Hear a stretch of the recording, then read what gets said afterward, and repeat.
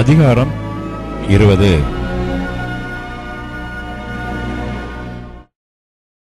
பரலோக ராஜ்யம் வீட்டெஜமானாகிய ஒரு மனுஷனுக்கு ஒப்பாயிருக்கிறது. அவன் தன் திராட்சைத் தோட்டத்துக்கு வேலையாட்களை அமர்த்த அதிகாலையிலே புறப்பட்டான். வேலையாட்களுடன் நாள் ஒன்றுக்கு ஒரு பணம் கூலி பேசி அவர்களை தன் திராட்சைத் தோட்டத்துக்கு அனுப்பினான்.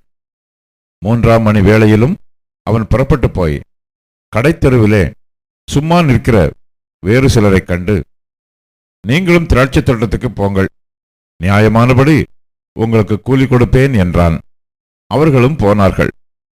மறுபடியும் 6ஆம் 9ஆம் மணி வேளையிலும் அவன் போய் அப்படியே செய்தான். 11ஆம் மணி வேளையிலும் அவன் போய் சும்மா நிற்கிற வேறு சிலரைக் கண்டு, நீங்கள் பகல் முழுவதும் இங்கே சும்மா நிற்கிறதென்ன என்று கேட்டான். அதற்கு அவர்கள், ஒருவரும் எங்களுக்கு வேலையிடவில்லை என்றார்கள். அவன் அவர்களை நோக்கி, நீங்களும் திராட்சைத் தோட்டத்துக்கு போங்கள், நியாயமானபடி கூலி பெற்றுக்கொள்வீர்கள் என்றான். சாயங்காலத்தில் திராட்சைத் தோட்டத்துக்கு எஜமான் தன் காரியக்காரனை நோக்கி, நீ வேலையாட்களை அழைத்து பிந்தி வந்தவர்கள் தொடங்கி முந்தி வந்தவர்கள் வரைக்கும் அவர்களுக்கு கூலி கொடு என்றான். அப்பொழுது 11ஆம் மணி வேளையில் வேலை அமர்த்தப்பட்டவர்கள் வந்து ஆளுக்கு ஒவ்வொரு பணம் வாங்கினார்கள். முந்தி அமர்த்தப்பட்டவர்கள் வந்து தங்களுக்கு அதிக கூலி கிடைக்கும் என்று எண்ணினார்கள். அவர்களும் ஆளுக்கு ஒவ்வொரு பணம் வாங்கினார்கள். வாங்கிக் கொண்டு வீட்டெஜமானை நோக்கி, பிந்தி வந்தவர்களாகிய இவர்கள் 1 மணி நேரம் மாத்திரம் வேலை செய்தார்கள். பகலின் கஷ்டத்தையும் வெயிலின் உஷ்ணத்தையும் சகித்த எங்களுக்கு இவர்களை சமமாக்கினீரே என்று முறுமுறுத்தார்கள். அவர்களில் ஒருவனுக்கு அவன் பிரதியுத்தரமாக, சிநேகிதனே, நான் உனக்கு அநியாயம் செய்யவில்லை. நீ என்னிடத்தில் ஒரு பணத்துக்கு சம்மதிக்கவில்லையா? உன்னுடையதை நீ வாங்கிக் கொண்டு போ. உனக்கு கொடுத்தது போல பிந்தி வந்தவனாகிய இவனுக்கும் கொடுப்பது என்னுடைய இஷ்டம். என்னுடையதை என் இஷ்டப்படி செய்ய எனக்கு அதிகாரம் இல்லையா? நான் தயாளனாய் இருக்கிறபடியால் நீ வன்கண்ணனாய் இருக்கலாமா என்றான். இவ்விதமாக பிந்தினோர் முந்தினோராயும் முந்தினோர் பிந்தினோராயும் இருப்பார்கள். அழைக்கப்பட்டவர்கள் அநேகர், தெரிந்து கொள்ளப்பட்டவர்களோ சிலர் என்றார். இயேசு எருசலேமுக்கு போகும்போது வழியிலே 12 சீஷரையும் தனியே அழைத்து, இதோ எருசலேமுக்கு போகிறோம். மனுஷகுமாரன் பிரதான ஆசாரியரிடத்திலும் வேதபாரகரிடத்திலும் ஒப்புக் கொடுக்கப்படுவார். அவர்கள் அவரை மரண ஆக்கினைக்குள்ளாக தீர்த்து அவரை பரியாசம் பண்ணவும், வாரினால் அடிக்கவும், சிலுவையில் அறையவும் புறஜாதியாரிடத்தில் ஒப்புக் கொடுப்பார்கள். ஆகிலும் 3ஆம் நாளிலே அவர் உயிரோடே எழுந்திருப்பார் என்றார்.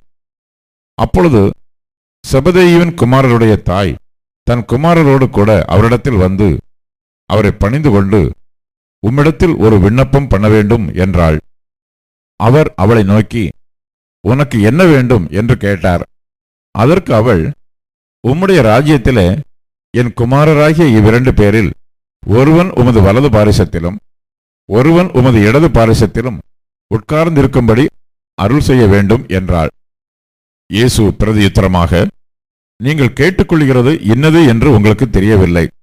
நான் குடிக்கும் பாத்திரத்தில் நீங்கள் குடிக்கவும், நான் பெறும் ஸ்நானத்தை நீங்கள் பெறவும் உங்களால் கூடுமா என்றார். அதற்கு அவர்கள் கூடும் என்றார்கள்.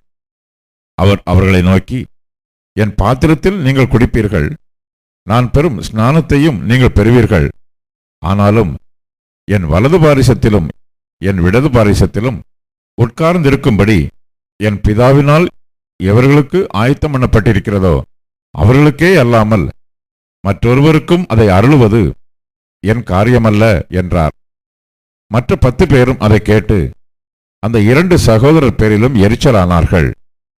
அப்பொழுது இயேசு அவர்களை கிட்ட வரச் செய்து, புறஜாதியாருடைய அதிகாரிகள் அவர்களை இருமாப்பாய் ஆளுகிறார்கள் என்றும், பெரியவர்கள் அவர்கள் மேல் கடினமாய் அதிகாரம் செலுத்துகிறார்கள் என்றும் நீங்கள் அறிந்திருக்கிறீர்கள். உங்களுக்குள்ளே அப்படி இருக்கலாகாது.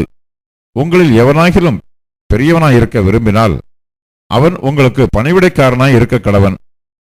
உங்களில் எவனாகிலும் முதன்மையானவனாய் இருக்க விரும்பினால் அவன் உங்களுக்கு ஊழியக்காரனாய் இருக்க கடவன். அப்படியே மனுஷகுமாரனும் ஊழியம் கொள்ளும்படி வராமல் ஊழியம் செய்யவும் அநேகரை மீட்கும் பொருளாக தம்முடைய ஜீவனை கொடுக்கவும் வந்தார் என்றார். அவர்கள் எரிகோவிலிருந்து புறப்பட்டு போகையில் திரளான ஜனங்கள் அவருக்கு பின் சென்றார்கள். அப்பொழுது வழியருகே உட்கார்ந்திருந்த 2 குருடர் இயேசு அவ்வழியே வருகிறார் என்று கேள்விப்பட்டு, ஆண்டவரே, தாவீதின் குமாரனே, எங்களுக்கு இரங்கும் என்று கூப்பிட்டார்கள். அவர்கள் பேசாதிருக்கும்படி ஜனங்கள் அவர்களை அதட்டினார்கள். அவர்களோ, ஆண்டவரே, தாவீதின் குமாரனே, எங்களுக்கு இரங்கும் என்று அதிகமாய் கூப்பிட்டார்கள். இயேசு நின்று அவர்களை தம்மிடத்தில் அழைத்து, நான் உங்களுக்கு என்ன செய்ய வேண்டும் என்று இருக்கிறீர்கள் என்றார். அதற்கு அவர்கள், ஆண்டவரே, எங்கள் கண்களை திறக்க வேண்டும் என்றார்கள். இயேசு மனதுருகி அவர்கள் கண்களை தொட்டார். உடனே அவர்கள் பார்வையடைந்து அவருக்கு பின் சென்றார்கள்.